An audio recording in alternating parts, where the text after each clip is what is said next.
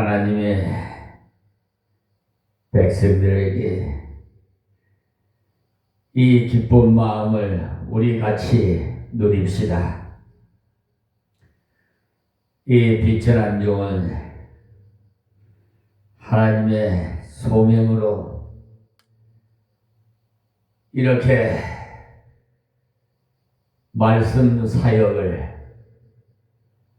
하는 이 시간이 그렇게도 좋아요.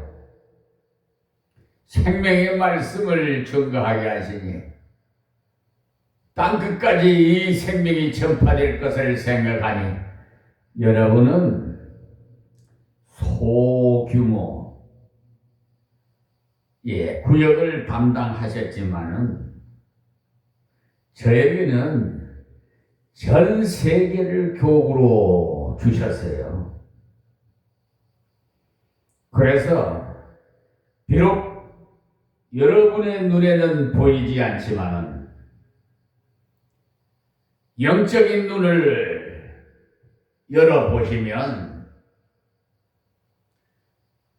천사들이, 천군들이, 불말과 불병거들이 호위하고 어디를 가든지 우리 예수님, 성령님 인도해서 저는 행복한 목사입니다.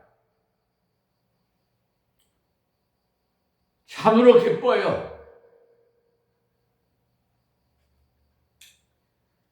어제도 저 인천지방법원에 갔다 왔어요.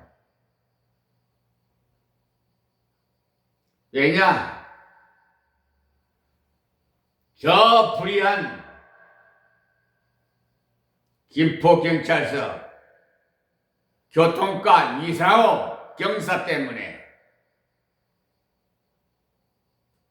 국가를 상대로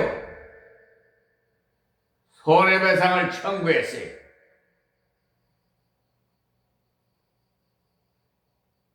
그분이 나보고 조사받으러 오라고 그러더라고. 그래 갔더니 조사는 안 하고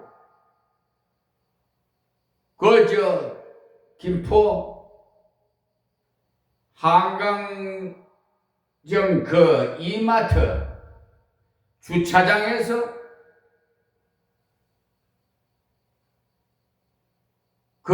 동영상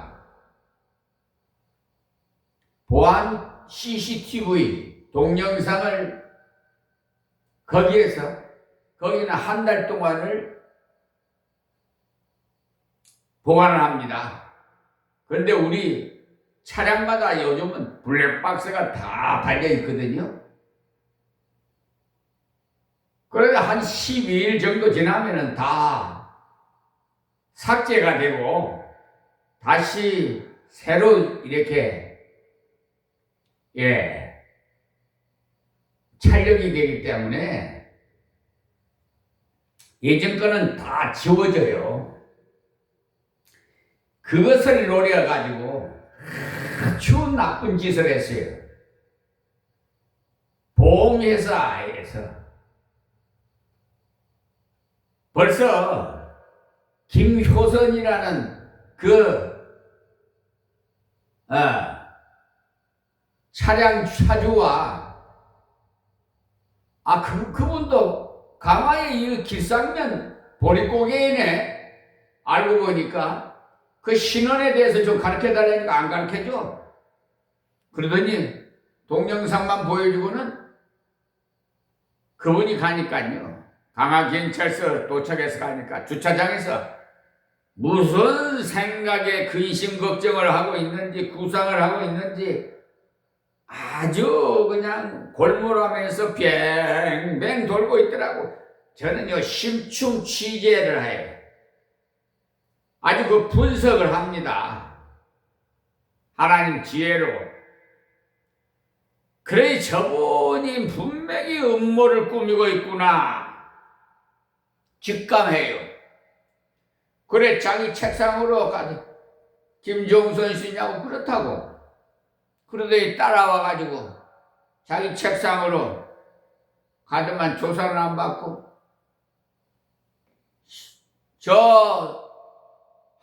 이마트에서 보안 그 동영상을 복사해가지고 그거 틀어준 거야.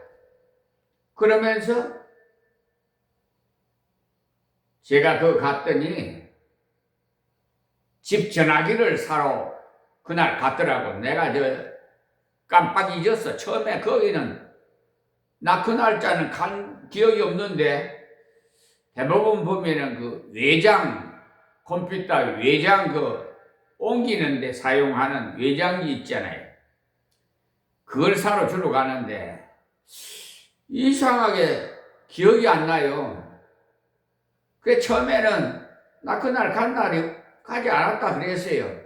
그래 나도 나 자신을 못 믿겠대서 이마트에 전산실이 있어요.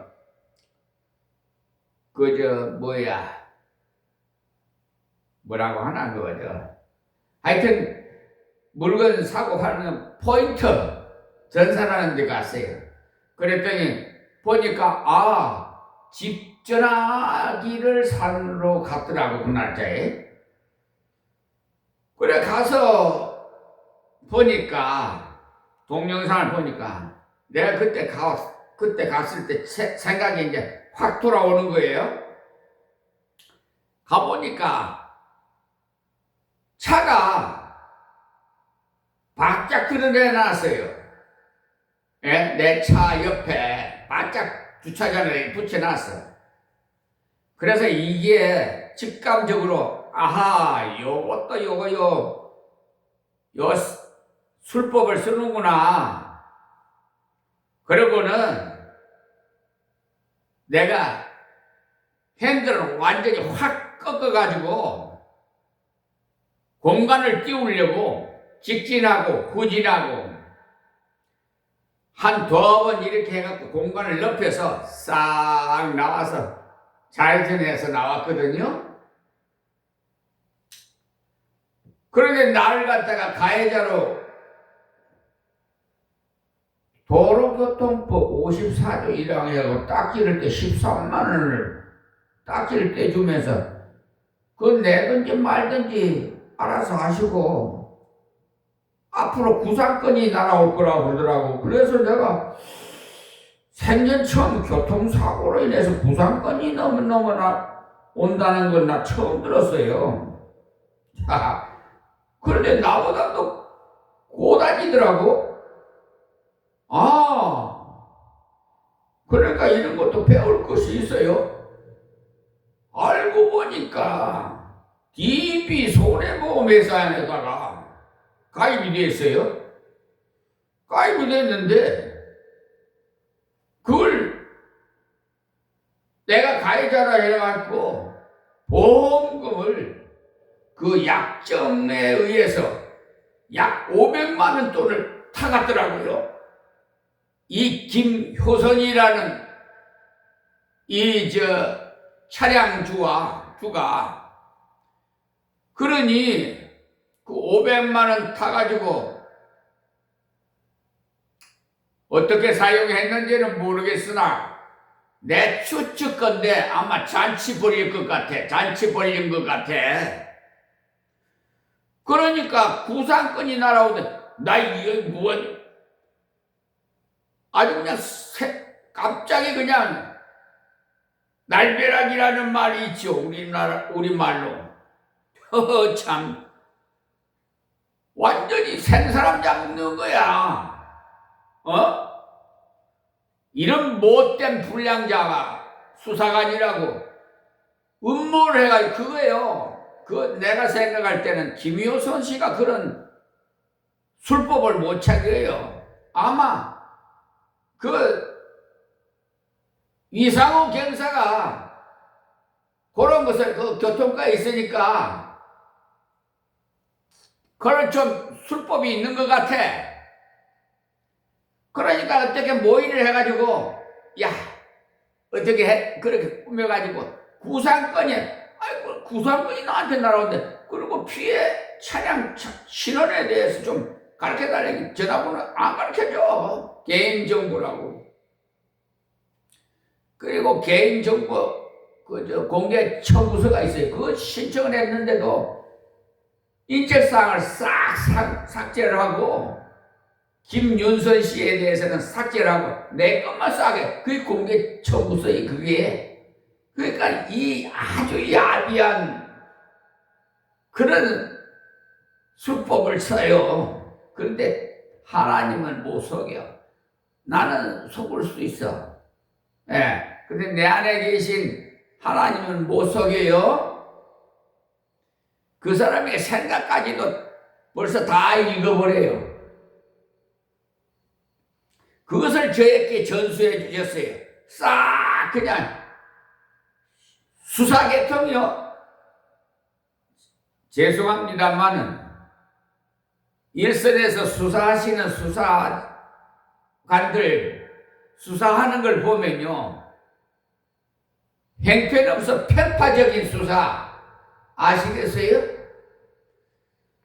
어제 국가조직법을 이제 해가지고 우리 하나님께서 검찰청을 이제 완전히 없애버리는 그 법을 했더라고요. 앞으로 이제 또 어떻게 전개될지는 모르겠습니다만은 내가 뭘 압니까? 나는 아무것도 모르는 사람이에요. 무식하고 부족하고 제일 그냥 미만의 종입니다. 걸음더미에서 끌어올려서 보좌에 앉혀주신 하나님의 은혜로 이 자리에 섰지 감히 내가 어떻게 해. 그런데 이게 묘해요. 군 생활을 통해서도 수사계통에 대해서 그런 걸 지혜를 주시고 하나님께서 나 쓰시려고 미리 세상적으로 40년 동안을 사업을 하게 하시고 만 40세의 날 소명을 주셔서 십자가 지라고 그랬어요. 여러분 모세를 궁궐에서 40년 동안 살았지요. 바로 궁궐에서. 그래서 거기서 뛰쳐나와서 이제 세상적으로 나와서 양을 치면서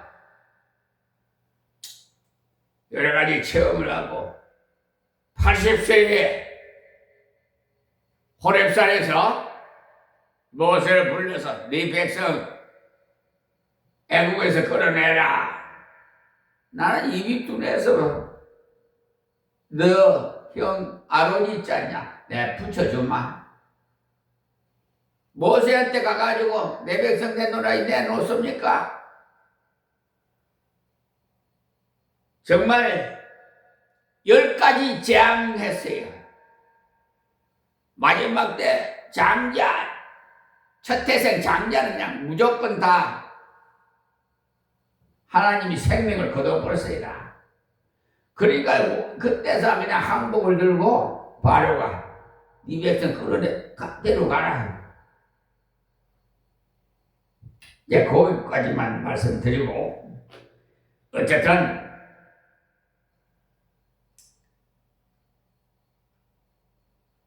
저는 보잘것없지만은 내 안에 계신 하나님한테 찍히면은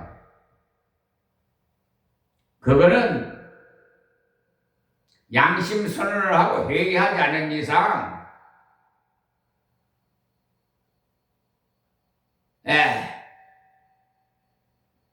구제받을 길이 없어요. 요즘 불량자가 많아가지고 자동차 보험금 사기를 하려고요. 살짝 기수도 안 났는데도 4.5cm 그거 조금 이탈된 거를 그걸 트집을 잡아가지고 보험 처리한다고. 아이고 어르신, 보험 처리하는 게 제일 낫습니다. 이렇게 날 생각해주는 제 하면서 내가 속으로 웃었지요. 그러더니 그냥 가버리더라고. 나중에 좀 한두 시간 있더니 공업사에다가 입고 싶겠습니까? 보험 처리해 주세요. 신고해 주세요.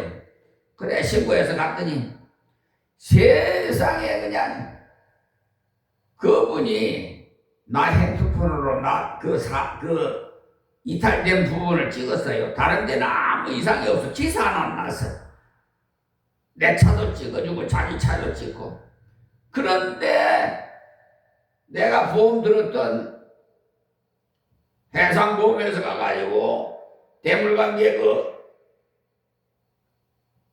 가서 사진을 찍어 왔는데 보냈는데 완전히 그냥 박살을 내놨어. 찌글털해가지고 6군데나 그냥 흠이 있게끔 막 표시가 돼갖고 나한테 보내왔더라고. 그래야 병원에 입원했든지 통원치를 하든지 합의금을 받아먹을 거 아니에요. 요런 술법을 쓰는 거예요. 지금 저 강서경찰서에서 수사 중에 있습니다. 그 자동차 주 사기범 거자 또 공업사 또 병원 또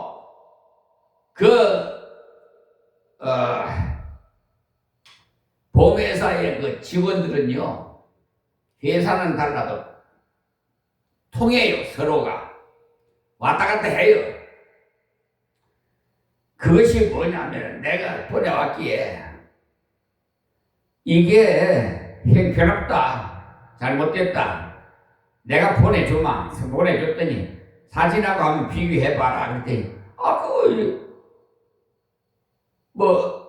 오른쪽이 맞지 않냐고 자꾸 우게 되더라고. 그러니까 그게 물을 먹었다는 거죠. 자꾸 우게 되는 거면요, 자기는 그 돈이 안 들거든요.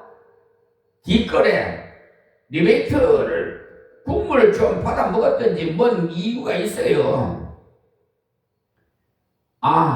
목사님께서 보내주신 것이 틀리네요. 이렇게 나오면은 정직한 사람인데 그쪽 맞잖아요. 그래 맞기는 맞는데 이렇게 변장이 돼 있지 않냐. 내가 그렇게 해도 그거 맞다고 우게 되는 거야. 그래 결국은 400만 원도 가까이 보상을 해줬더라고요. 그러니까 누이 좋고 매부 좋고 다 좋은 거야. 공업사에는 반바 뒷바바를 갈아가지고 돈을 벌어먹으니까 좋고, 또 그로 인해서 병원에 아무 멀쩡한, 여러분 4.5cm 사각형이 약간 이탈이 약간 부딪혀다 왔다 서다 가다 서다 하는 거지. 그게 한 키로수 1, 2kg 이렇게 10kg 미만 1, 2kg 가다 서다 하잖아요. 88도로 들어가기 전에 김포 한강 구름다리 같은 데서 아침에 8시 40분에 굉장히 혼잡해요. 그래 가다 서다 하다가 살짝 어떻게 그냥 입을 맞췄네. 뒷반발. 그렇게 내려와서 딱 보더만 흠이 없거든요. 그런데 그 4.5cm만 이탈이 됐어. 살짝 이 부딪힌 게.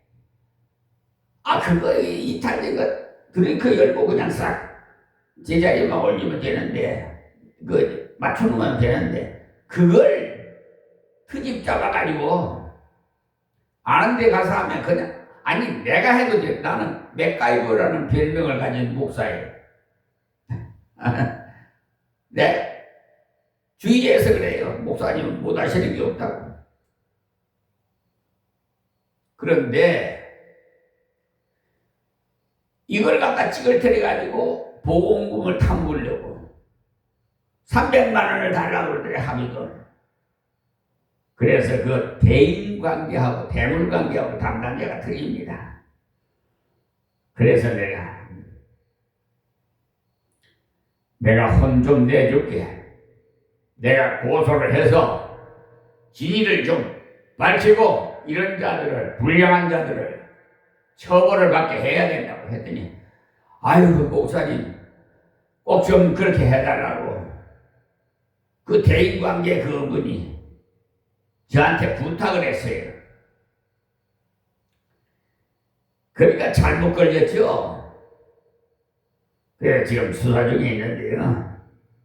그게 뉴스로 나올는지도 모르겠어요. 그건 어느 정도로 그냥 해놓고요. 본문 말씀 드리겠습니다. 우리 하나님의 말씀 고린도전서 1장 2절 말씀입니다. 고린도에 있는 하나님의 교회라고 했는데, 고린도에 있는 교회인데 하나님의 교회라고 한 이 말씀을 잘 읽어줘야 합니다. 요즘 말에 이단 교회가 하나님의 교회에 이렇게 써붙여놨더라고요. 그런 게 있어요. 조심하세요. 그 교회표만 붙고 하나님의 교회, 대부분 그런 교회, 조심하세요. 어떤 사람은 장로교회라고 하는 것을 보면 장로가 주인인 줄 알고, 또 어떤 사람은 교회의 주인은 목사라고 잘못 알고 있어요. 대한예수교 장로의 헌법책에 보면 목사도 장로입니다. 장로님 되려면 시험을 치는데 그때 문제 중에 교회의 주인이 목사요, 장로요 라고 물어서 장로가 주인이라는 답을 쓰면은 떨어지게 하고, 목사가 주인이라는 답을 쓰면 합격시키는 곳도 있었다고 하는데, 그야말로 잘못 알고 있어요. 교회의 주인은 목사도 아니고 장로도 아닙니다. 교회의 주인은 누구? 하나님. 할렐루야. 우리가 예배 드리기 위해서 모인 이 건물은 예배당이에요. 여러분, 교회라고 입에 앞에다가 붙여놓은 것은 성경적이 못돼요. 저 앞에 간판에다가는 교회라고 쓸 수 있어요. 거기는 그렇게 써야 돼요. 그런데 하나님 앞에 예배 드리는 그 예배실, 예배당이라고 써놔야 돼요. 여러분, 그건 참고로 아시고요. 그건 그냥 가르쳐 드리는 거예요. 우리가 예배 드리기 위해 모인 이 건물 예배당이고, 교회는 우리 성도의 모임이에요. 어떤 사람은 습관적으로 성전이라고 하는데, 거룩한 예배를 드리는 곳이라는 의미에는 성전이라고도 할 수 있지만은, 성전은 세계에서 예루살렘이 하나뿐입니다. 성전이라는 것은 속죄 제사를 드리는 곳이라, 그곳에서 소를 잡고 약을 잡아서 하나님께 제사를 드렸어요. 예수님께서 그 성전을 향해서 돌 하나도 돌 위에 남지 않겠다고 하셨는데, 왜 그 성전이 무너졌느냐 물었을 때 유대인들이 죄가 많아서 그렇지 않습니다. 겉으로 볼 때는 유대인들이 죄가 많아서 무너졌지만 참 이유는 성전이 필요 없어졌기 때문에 무너졌어요. 예수님이 십자가에 돌아가셨을 때 성전의 성소와 지성소를 가리키는 휘장이 위에서 아래로 쫙 찢어졌는데, 그 이유는 속죄 제사가 끝났기 때문에 아무나 다 예수님의 속죄의 은혜를 믿음으로 지성소에 들어오라는 것입니다. 지금 우리가 양 잡고 소 잡아 드립니까? 안 잡지요? 지금은 무엇? 성전입니까? 너희 몸이 성전이라고 하셨어요. 성령께서 계시는 우리 몸이 성전입니다. 때문에 교회는 교회라는 성도의 모임 그 자체에 뒤에서 부름을 받은 자의 모임, 구원받은 사람이 교회이고 성전인데 성령 모신 이 사람, 저 사람이 모여서 확대 성전으로서 존재하는 것이 바로 교회인 것입니다. 그 때문에 교회란 성도의 그 모임 그 자체에 뒤에서 부름받은 자 때문에 건물이 교회가 아니라 하나님의 자녀의 모임이 교회입니다. 그래서 우리 임마누엘 교회는 하나님의 교회인 것이, 그러니까 너희 교회, 우리 교회 식으로 너무 따지면 잘못된 길로 갑니다. 우리가 다 하나님의 교회니까 우리 교회, 너희 교회, 우리 교파, 너희 교파 이런 거 따지면 안 되는 겁니다.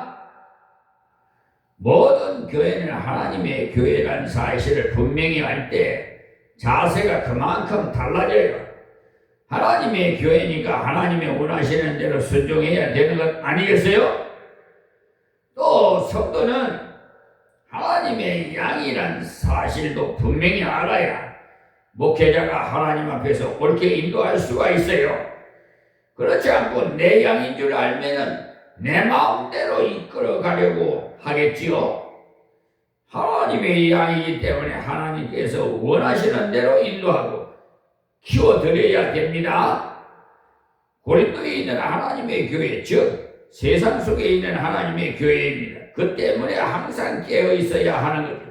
하나님의 교회, 곧 이 곧이라는 것은 하나님의 교회를 풀이하기 위해서 한 말로서 곧 하고 그리스도 예수 안에서 거룩하여지고 성도라 부르심을 입은 자들과 이렇게 말씀하셨는데 이것이 바로 하나님의 교회에 대한 설명입니다. 그러니까 교회란 그리스도 예수를 믿어 죄사함 받아 깨끗하게 구별되었다는 사람들의 모임이라는 말입니다. 어떤 학생은 예수 믿기만 하면 구원받는 것이 아니라 침례도 받아야 구원받는다고 하는 사람의 말을 듣고 불안해서 야단입니다. 그러나 세례받는 것은 구원의 어떤 역할을 하는 것이 전혀 아닙니다. 속지 마세요. 예수님께서 세례를 주라고는 하셔도 물에 푹 담그어 주어야 한다는 말씀은 안 하셨어요. 세례의 그 파티조라는 원어의 뜻은요, 뿌린다, 씻는다, 잠근다 이 세 가지의 뜻을 지니고 있어요.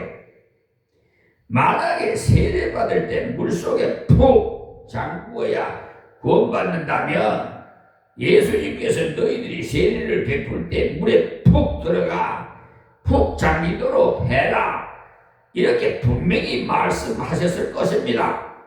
그러나 그렇지 않기 때문에 세례를 주라는 말씀은 있어도 세례 줄 때 물을 뿌리라든지 잠그라든지 하는 말씀은 없어요. 고린도전서 1장 17절 한번 보실까요? 거기에 보시면 그리스도께서 나를 보내시면 세례를 주게 하심이 아니요 오직 복음을 전개하려 하심이니 말의 지혜로운 아니함은 그리스도의 십자가가 헛되지 않게 하려 함이라 그랬어요. 보십시오. 형식적인 세례 주는 것이 바울의 목적이 아니라고 했지 않습니까? 요즘 형식적인 자들이 많아요. 거기에 미혹당해서 불법을 해야 나도 모른다 하면 어떻게 하는 거예요? 바울의 목적은 복음 전하는 것이었고 바울이 전한 복음은 믿었으니까 믿음표로 세례를 줘서 그들로 하여금 더욱 확신이 있는 자리에 서게 하자는 뜻에서 세례를 베푼 것입니다. 조금 전도 말씀드렸듯이 세례 받는다고 구원받는 것은 결코 아니라는 것을 아세요? 그리스도 교회에 어떤 사람들이 마가복음 16장을 인용해서 주장하기를 침례받지 않으면 구원을 받지 못한다고 주장하는 사람들도 있습니다. 거기 보면은 그럴듯한 말씀이 있어요. 그들은 그 말씀을 주장하기 때문에 그 말을 들은 사람은 까우뚱하는 사람이 생기는데, 마가복음 16장 한번 볼까요? 16절에 보시면 믿고 세례를 받는 사람은 구원을 얻을 것이요 믿지 않은 사람은 정죄를 받으리라, 이렇게 말씀하셨어요. 제가 그래서 40년이네 전에 이 말씀을 공격받은 경험이 있어서 너무나 잘 알아요. 그 사람들을 믿고 세례받은 사람은요, 구원을 받지만 믿었으나 세례를 안 받으면 구원받지 못하는 것이라고 하는데, 첫발의 말씀이 분명히 믿지 않은 사람이 정죄를 받는다고 했지, 믿었으나 세례를 안 받았으면 구원받지 못한다고는 안 하셨어요. 만약에 세례가 구원과 관계가 있다면 예수님께서 반드시 믿었으나 세례 안 받으면 구원이 없으니 꼭 세례를 받으라고 말씀하셨을 것입니다. 바울같이 위대한 사도가 주께서 나를 보내시면 세례를 주게 하심이 아니요 복음을 전케 하심이라고 했어요. 복음을 전하는 것이라 했단 말이에요. 바울은 자기가 세례를 줄 사람이 누구인지 관심이 크게 없어요. 그래서 스데바나와 누구의 집 외에도 세례를 안 준 것이 다행이라고 했어요. 고린도전서 1장 14절에서 17절 보세요. 왜냐하면 바울 파라는 사람이 더 생길까봐. 문제를 일으키는 장본인이 바울인 듯 될 뻔했다는 거예요. 그러니까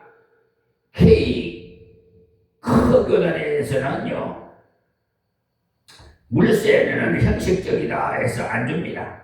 그렇다고 이단이 아닙니다. 우리 주변에 구원파가 있는데 그들은 당신 구원받았어? 묻고는 어쨌든지 구원을 못 받았다는 말 듣기를 원하느냐, 그렇게 물어요.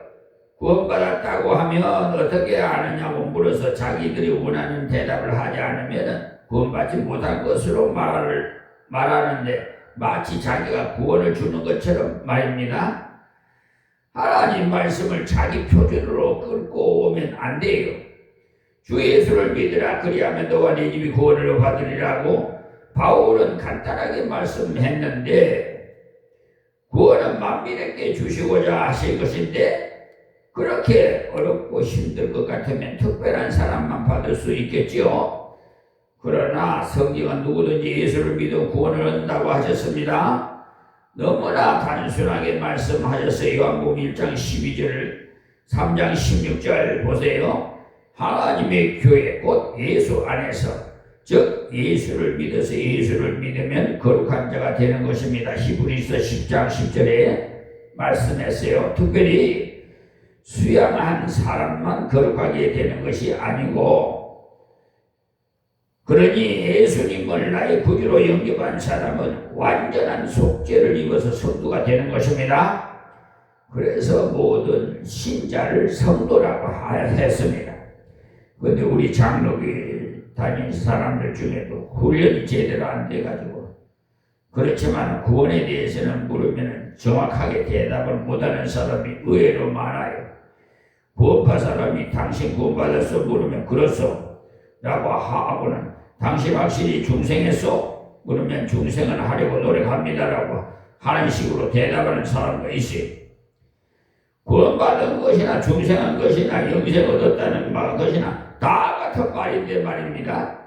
중생 새로 났다고 하니까 사람이 완전히 뒤집어져서 성자가 되는 줄 알고, 나는 아직 성자가 못 되었는데 더러 성도 내고 싸움도 했는데 아무래도 중생하지 못해서 그럴 거야 이렇게 생각하니까 그렇습니다. 이제 거듭났으니 어른입니까? 어린아이입니까? 어린아이입니다. 어린아이일수록 울기도 잘하고 싸우기도 잘하고 다 큰 사람이 자주 싸운다면 큰 문제지요.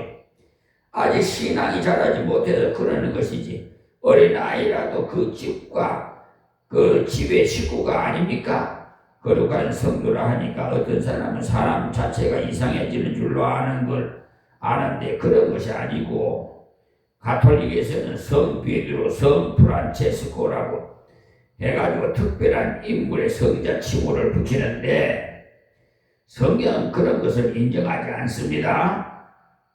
왜냐? 바울도 베드로도 우리와 똑같은 성정을 가진 사람이라 은혜 받았을 때는 하늘을 찌를 것 같았지만 낙심했을 때는 형편없었어요. 그들도 우리와 똑같은 사람이라 특별한 존재가 아니다 이 말입니다. 그들이 특별한 존재라면 그들이 걸어간 자취를 읽을 필요가 없어요. 특별한 존재라야 할 수 있을 테니까 우리 같은 범인이 읽어서 무슨 이익이 있겠어요? 하나님께서는 부족한 베드로, 부족한 바울을 불러가지고 성도로 만드셨으니 감사한 것이지요. 나 같은 것을 부르시고 여러분 같은 사람을 불러서 성도라 하시니 감사할 일 아닙니까 여러분? 그러니 성도 되려고 하지 마십시오. 부족하나마 그리스도 예수를 믿은 우리는 이미 성도 되었어요. 스스로 성도가 될 수 있는 줄 압니까?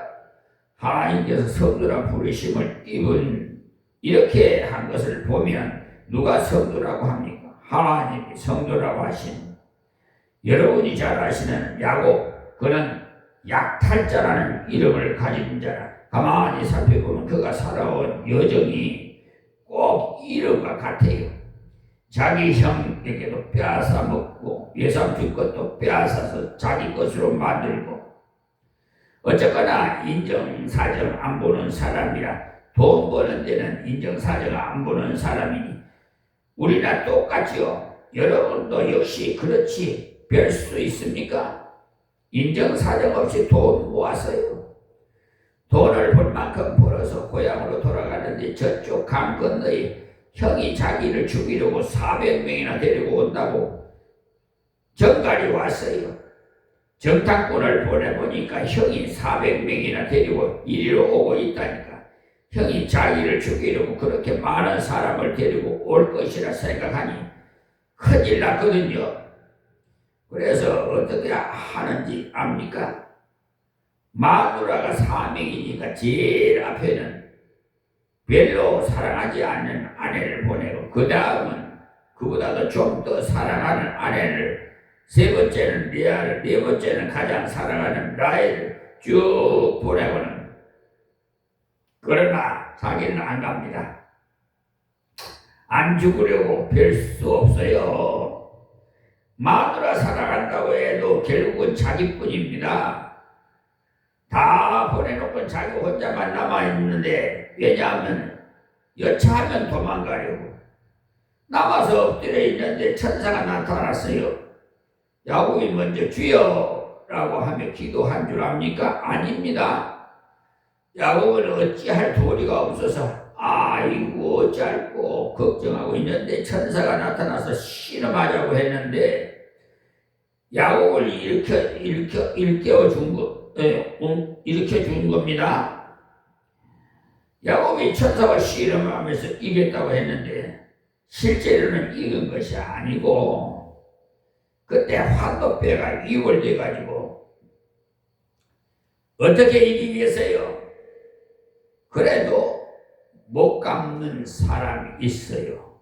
두들겨 맞으면서도 계속 달려드는 사람은 못 갚습니다. 야곱이 그랬단 말이에요. 환도뼈가 위골되었는데도 놓지 않고 축복하지 않으면 가게 하지 않겠나이다라고 한 것이죠. 무슨 말이에요? 죽어도 당신 품에 죽겠나이다. 이 말인데 이 정도 되면은 입장 곤란해요. 왜냐? 환도뼈가 멀쩡해도 형 만나기 곤란한데 환도뼈가 위골되었으니 끝장날 판이니 이제는 하나님의 은혜 아니면 죽을 판이라. 그냥 매달리니까 이건 나라. 네 이름이 뭐냐? 하니까 야곱입니다. 이제는 야곱이라 하지 말고 이스라엘이라 하라. 그러니까 야곱에게 이스라엘이 되라고 하면 못 됩니다. 제 아무리 새로 나더라도 못 됩니다. 그런데 하나님께서 네가 너를 이스라엘이라 하리라 이렇게 했어요. 이스라엘을 기억하면은요, 하나님과 겨루어 이겼다는 뜻이고, 의역하면은 하나님의 왕자라는 것입니다. 깍쟁이였던 네가 이제는 하나님의 왕자 되었다. 그래 알고 걸어가라. 이렇게 선언하신 겁니다.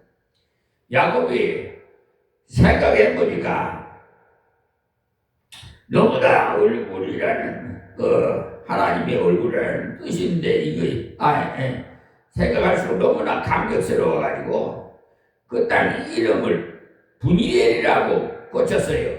이 분이엘이라는 것은 하나님의 얼굴이라는 뜻인데 내가 하나님의 얼굴을 보았도다라고 하면서 감격했어요. 그때 야곱이 다리를 쩔룩쩔룩 쩔었으나 아마 지같이 이렇게 쩔룩쩔룩 쩔었는가 봐요. 저도 한도병으로 척추가 부러져가지고 제 두 번이나 재수술을 했는데 그 이호 양사를 불렀더만은 잘못이 부식된 그 음식이 들어가 있어가지고 냉장고에 그것도 모르고 먹다 설사가 나가지고 그냥 밤새도록 설사니라 다 미끄러져가지고 탈수 현상이 벌어지고 허리를 다쳐서 또 재수술을 하네. 나 죽을 뻔했어요. 근데 하나님께서 또 이렇게 생명을 연장시켜 주셨습니다. 성도라. 자, 그래서 그때 야곱이 다리를 쩔고 쩔다가 해가 돋았더라고 표현을 했는데, 그러니까 희망이 넘쳤다는 거죠. 이윽고 야복강을 건너가니까 형이 저만치 쏘고 있어요. 그 형이 가까이 와서는 오해하지 말아라. 내가 400명을 데리고 온 것은 너를 지켜주려고 왔다라고 했어요. 그러니까 하나님과 해결되니까 사람 문제는 저절로 해결되더라는 겁니다. 성도라. 예수 안에 있는 자들을 하나님이 그렇게 불러주시는 것, 여러분이 스스로 성도 될 수 없어요. 예수 안에 들어가면, 예수를 믿으면 예수님 하나님께서 너는 내 백성이라, 너는 이스라엘이라 하나님께서 그렇게 불러주신다는 사실. 너는 왕자라. 이사야서나 예레미야서를 한번 읽어보시면 하나님께서 부르실 때 꼭 2번씩 불러요. 야곱아, 너를 창조하신 여호와께서 이제 말씀하시느니라. 이스라엘아, 너를 조성하신 자가 이제 말씀하시느니라. 너는 두려워말라. 내가 너를 구속하였고 내가 너를 지명하여 불렀나니 너는 내 것이라. 이사야 43장 1절 말씀이에요. 그런 식으로 여러 곳에 2번씩 부르셨는데 그 이유는 자각하라. 너는 원래 야곱이다. 알겠느냐? 그러나 내가 너를 이스라엘이라 만들었다. 그런 의미에서 말입니다. 우리는 죄인이라 그러나 하나님의 은혜를 입어 하나님의 자녀가 되었습니다. 이 2가지를 다 알아야 돼요. 주여 나는 죄인이라 벌벌 떨었습니다. 늘상 이런 식이면 안 돼요. 주여 나는 죄인입니다. 그러나 하나님이 나를 의롭다 하셨나이다. 그러므로 나는 성도입니다. 하나님 앞에 그렇게 감격을 가지고 나가야 돼요. 지금 바울이 말씀하는 고린도 교회에서 이 말을 하거든요. 훌륭한 교회에서 이 말을 하는 줄 압니까? 아니에요. 골칫덩어리 고린도 교회에서 하는 말이니 의미가 있죠. 여러분, 깜깜한데 한 빛이 임하면 그 빛이 유난히도 돋보이지요. 밝은 곳에서 빛을 비추면 안 보여요. 훌륭한 교회에서 이 말을 했다면 우리가 신앙생활을 잘하니까 그렇게 부르시겠지 하겠지만은 우리는 다 양 같아서 각기 제가 할 길을 갔거든. 하나님께서 성도라 거룩한 자가 불러주셨으니 감사해야지요. 그러니 여러분이 성도 되려고 하지 말고 성도 되었음을 감사하세요. 하나님을 의지하면서 걸어가는 여러분은 이미 성도요 교회입니다. 성도라 부르심을 입은 자들과 또 각처에서 우리의 주 곧 너희와 우리의 주 되신 예수 그리스도의 이름을 부르는 모든 자들에게라고 했어요. 각처에서라는 고린도뿐만 아니라 고린도 성도 너희들만이 아니라 독선에 빠지지 말으라는 거예요. 고린도는 에베소든 로마든 어디서든지 예수님의 이름을 부르는 자, 예수님은 나의 구주로 여겨하고 그 이름을 부르는 자를 예수님을 주로 불러야지 존경하는 선생으로 불러서는 소용이 없어요. 그러니 여러분이 다른 곳으로 이사를 가더라도 어느 교회에 가든지 손님 노릇하지 마세요. 오늘도 군에 입대하는 형제가 있는데 군인 교회에 가서 남의 교회에 왔다고 여기지 말고 기도하고 찬송 인도하고 할 사람이 없거든 나가서 하고 좀 적극적으로 봉사해. 나는 이 교회 온 지 며칠 안 되는데 식으로 빼지 말고 같이 일하세요. 저도 군대 가서 신우회라는 것을 하나님이 세우게 하셔서 그 뜻이 책자를 만들어 나오고 있어요. 참 그때 저는 그렇게도 믿음이 없는데도 그런 것을 하나님께서 만들게 해가지고 신우회라고 그래가지고 일주일에 한 번씩 우리 부대 전부 조사해서 지시해가지고 생일이 이 9월달에 드는 사람 다 명단을 올려라. 내가 그래서 올리면 내가 받았어. 저 이쪽에 보고 쌀을 내고 뭐 해가고 떡을 만들고 뭐 고기도 좀 푸짐하게 만들어서 생일 잔치를 좀 해라. 준비를 해. 그리고 물에 가면은 각가지 악단들이 있어요. 악단들 불러가지고 생일 축하합니다 하면서 하나님께 영광을 돌리는 거에 예배를 드리고 아시겠냐? 하나님께 얼마나 기뻐하세요. 그리고 예루살렘에 있는 자들 다 예포로 얘기를 해. 왜냐면 내가 천식 휴가를 보내게끔 해줬어요. 그것이 난 누구예요? 내가 한 것이 아니라 내 안에 계신 하나님이 하셨단 말입니다. 알고 보니까 그래요. 나는 그때 몰랐거든요. 지나고 보니까 다 하나님의 뜻이더라고요.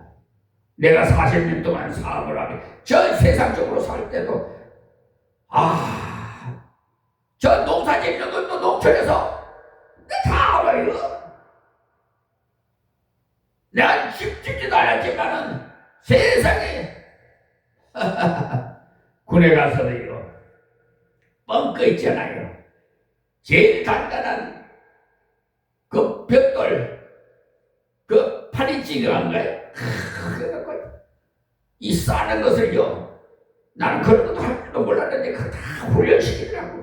그걸 다 우리 교회 예배당 선교할 때 다 내가 쌌어요. 하나님이 싸게 하셔서 옹벽 같은 거 다 아시겠어요?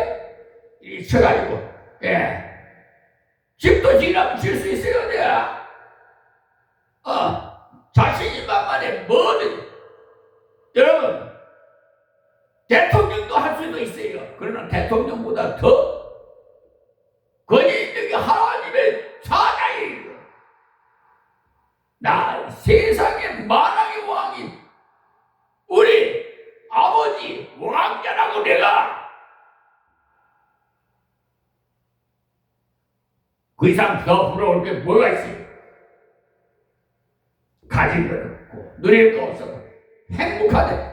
아버지 유산을 누가 받아요? 자식이 받죠.